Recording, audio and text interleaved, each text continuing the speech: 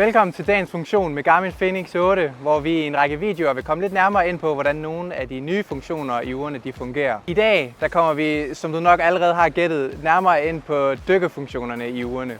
Urene de har vandtætte knapper, og selve dykkefunktionerne de fungerer ned til 40 meter. Det vil sige, at urene de måler også dybde ned til 40 meter. Nogle af de data, man kan få vist, er blandt andet den nuværende dybde, maksdybden, NDL-tid, vandtemperatur, no fly time og en masse andet.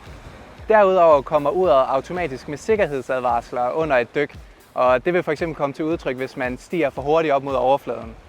På baggrund af de nye dykkefunktioner i Fenix 8, så er urene naturligvis også kompatible med Garmin Dive-appen, hvor man både kan logge sin dyk og få vist andre detaljer og data. Du kan blandt andet se dine nedstigning og opstigningspunkter, mens du også kan gemme og redigere dine dykkebilleder. Man kan f.eks. tilføje dykkestatistik til billederne og derefter dele dem på sociale medier. Det var alt for den her gang. Hvis du er blevet nysgerrig på mere, så synes jeg, at du skal hoppe ind på bultur.dk, hvor du kan læse meget mere om alle urene i Fenix 8-serien.